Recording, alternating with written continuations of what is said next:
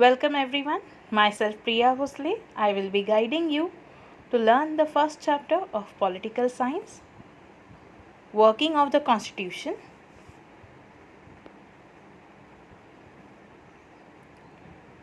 Introduction. The Indian Constitution has declared its objective to establish a secular, democratic republic. Secular means non-religious. It has made extremely important provisions to ensure that the citizen get justice and their freedom is protected. Provisions means arrangements. The Indian Constitution is seen as the means through which a progressive developed society based on social justice and equality will be established. The Constitution came into force on 26th January 1950, and since the government has been working accordance with the principles of the Constitution. This will be asked for fill-up.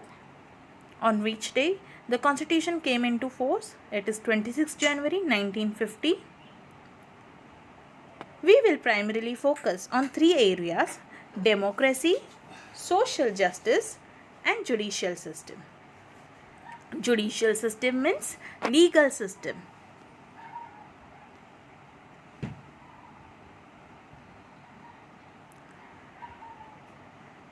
Democracy consists of political maturity, right to vote, decentralization of democracy, right to information, that is RTI 2005.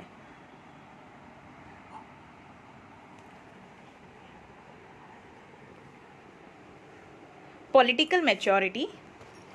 People have direct representation in the parliament, state legislature, and local government. Legislature means governing bodies. Free and fair elections at regular interval is an important indicator of India's successful democracy. The increasing participation of the people in the political process and political competition shows the success of Indian democracy. Democracy is an integral part of the political life of the society if it is actually practiced.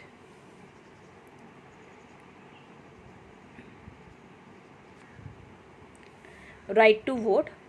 The Indian Constitution guaranteed adult suffrage. Suffrage means right to vote. The voting right is given equally to men and women. Earlier, the age to vote was 21 years. Later, it was reduced to 18 years. As the age limit was reduced from 21 to 18, it provided the unrepresented youth of the country an opportunity to become a part of political process. Such provisions have made India the largest democracy in the world. India has the largest number of voters compared to any other country. This change is not only quantitative but also qualitative, as new political parties are emerging with the active support of young voters. These parties represent various expectations of people and compete in the political spheres. Decentralization of democracy. The essence of democracy is decentralization of power. Decentralization means distribution. Indian Constitution divided the power between center, state and the local self-government bodies. It controls the misuse of power and also creates opportunities for political participation for the common people. The directive principle of state policy includes the provisions for democratic decentralization. One such important provision is regarding empowering the local self-government, make genuine democratic government a reality. One such important attempt is 73rd and the 74th Amendment to the Indian Constitution, which gave a constitutional status to local self-governing institutions and also increased their powers. Right to Information, RTI 2005. Citizen empowerment is the essential condition of democracy. It is necessary to create opportunities for citizens' participation and interaction with the government. Increased communication between citizen and government helps in strengthening democracy and in building a relationship of trust between them. Citizens have a right to know about the functioning of the government. The Government of India gave the right to information to the citizens of India to ensure transparency and accountability, which are the hallmarks of good governance. Accountability means they are answerable. Right to information has made the government more transparent and has reduced the element of secrecy in the working of government. This will be asked for true or false with reason. After the year 2000, the citizens of India have got right to information, right to education, and right to food security. These rights have strengthened democracy in India. Right-based approach. In the decades after independence, progress was made towards more and more democratization of India. However, in this process, citizens were considered as beneficiaries.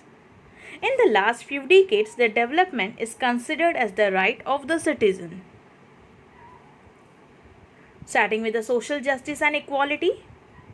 Objectives of the Constitution.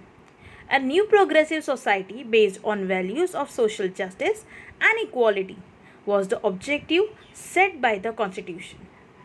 The government as well as the people should strive to fulfill this objective.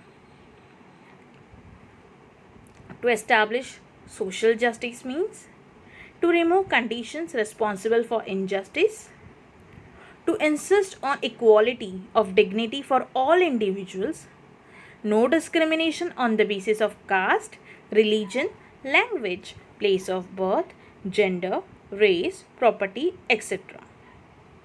Equal opportunities should be given to all the individuals to achieve development. All-inclusive democracy. Efforts are made at all levels of society to establish justice and equality. It is important to include all sections of the society into the mainstream for the democracy to be inclusive. Efforts to reduce inequality. Policy of reservation of seats. The Scheduled Caste and the Scheduled Tribes, that is Prevention of Atrocity Act. Provision for the minorities. Laws for women. Representation of women. We will see each of this one by one in detail. Reservation of seats is for those sections of society who have been denied opportunity of education and employment over a long period of time. Some seats are reserved for scheduled caste and scheduled tribe in educational institutions and public sector undertakings. Seats are reserved for other backward classes as well. Scheduled Caste and Tribe Act. Prevention of Atrocity Act. Prevention of Atrocities Act was passed to establish a society based on social justice and equality. This act prevents any injustice done to scheduled caste and scheduled tribes. Anyone found guilty of committing any act is liable for punishment. Provisions for minorities. The government adopted various policies for the minorities in education and employment. The Constitution has prohibited any form of discrimination on the basis of caste, race, religion, language, and region. For the protection of the right of minority, the Constitution has adopted various measures like equality, freedom, right against exploitation, cultural as well as educational rights. Laws for women. Several policies have been adopted in post-independence period for empowering women. Provisions were made in the Constitution to provide opportunities for the progress. Many laws were passed to empower them. Some important laws for women: right to equal share in property of father and husband, Dowry Prohibition Act, Act Against Sexual Harassment, Domestic Violence Prohibition Act. Representation of women.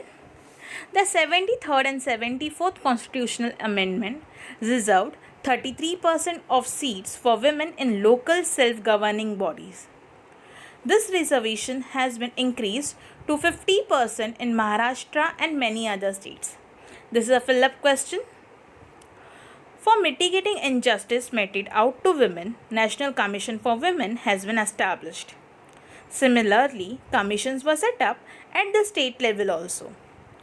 The Domestic Violence Prohibition Act underlined the need to protect the prestige and self-esteem of women. It rejected any form of dominance and authoritarianism. Inhuman practices were banned by law and traditional dominance was refuted, which gave momentum to women's liberation movement. Some amendments to the Constitution of India. 26th Amendment 1971 abolished titles and special privileges given to the royal families. All allowances paid to the royal families were stopped by the central government. 36th Amendment 1975 Sikkim included in Indian state. 61st Amendment 1989 reduced voting age from 21 to 18 years. 73rd Amendment 1989 constitutional status was provided to Panchayati Raj. Starting with the role of judiciary, the basic framework of the Constitution. Power has been entrusted to Parliament to make changes in the Constitution as per the changing conditions. Changes were made with several amendments as per the need. This has made the Constitution dynamic and a living document instead of being rigid. Role of the judiciary system. The judiciary has played an important role in strengthening democracy and achieve objectives of social justice and equality in India. Judiciary is given the power to interpret the Constitution. The judiciary has specified the limitations of the Parliament while amending the Constitution. Parliament has no power to alter the basic structure of the Constitution, which proclaims India to be a sovereign, democratic, secular republic. Significant decisions of the judiciary: safeguarding rights of children, protecting of human rights, protection of labor and dignity of women, individual freedom, tribal empowerment. These verdicts have helped Indian democracy and political process to become mature. The basic structure of Constitution: Republican and democratic form of government, federal structure of the Constitution, promotion of unity and integrity of the nation, secularism and supremacy of the Constitution. Features of good governance: responsible government, that is accountability means answerable, efficient and effective government, responsible to people's demand, transparent administration, just and all-inclusive development, people's participation in governing and decision-making process. Thank you. Students, you can directly refer to the answers which are mentioned in PPT for the exercise questions. If you like the PPT, kindly like, share and subscribe. Thank you.